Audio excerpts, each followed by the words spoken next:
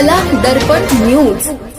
हुपरी परिसरात सुरू असलेल्या अवैध मुरुम उत्खनन आणि वाहतुकीविरोधात महसूल विभागाने कारवाई करताना सरकारी कामात अडथळा आणणे, दमदाटी करणे आणि धमक्या देणं या गंभीर प्रकारामुळे हुपरी पोलीस ठाण्यात गुन्हा दाखल करण्यात आला आहे। या प्रकरणामुळे परिसरातील अवैध मुरुम उत्खनन पुन्हा एकदा चर्चेचा विषय ठरला आहे।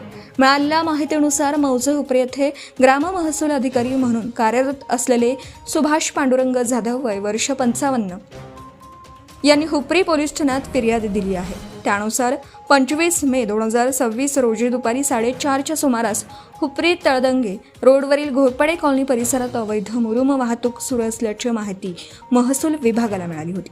त्यानुसार संबंधित अधिकाऱ्यांनी घटनास्थळी जाऊन कारवाई सुरू केली। यावेळी MH9 FL 4096 क्रमांकाचा डंपर मुरुम वाहतूक करताना आढळून आला।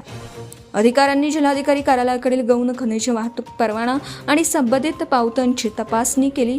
काही पावत्यांमध्ये खाडाखोड केल्याचा संशय निर्माण झाला।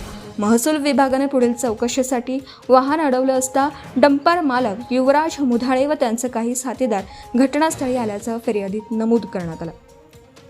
फिर्यादीनुसार संबंधितांनी स्कॉर्पिओ वाहनातून येऊन अधिकाऱ्यांशी हुज्जत घालत कारवाई थांबवण्याचा प्रयत्न केला। तसेच मी 2-3 लोकांना अडवून टाकलं तरी माझे कोणी काही वाकडं करू शकत नाही अशा प्रकारची धमकी देण्यात आल्याचा आरोप आहे।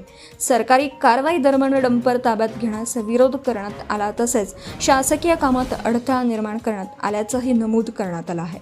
या प्रकरणी हुपरी पोलीस ठाण्यात भारतीय न्याय संहिता कलम 132, 337, 351, 2, 359 गुन्हा दाखल करण्यात आला असून डंपर चालक, डंपर मालक युवराज मुधाळे आणि स्कॉर्पिओ वाहनातील काही अज्ञात व्यक्तींविरोधात कारवाई सुरू आहे।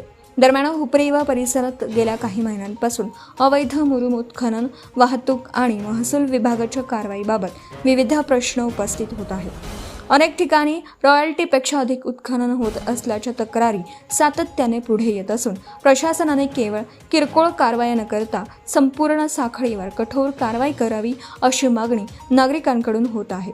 या प्रकरणाचा पुढील तपास पोलीस हेड कॉन्स्टेबल कोळपे करीत आहेत। Subscribe now and press the bell icon. Never miss an update.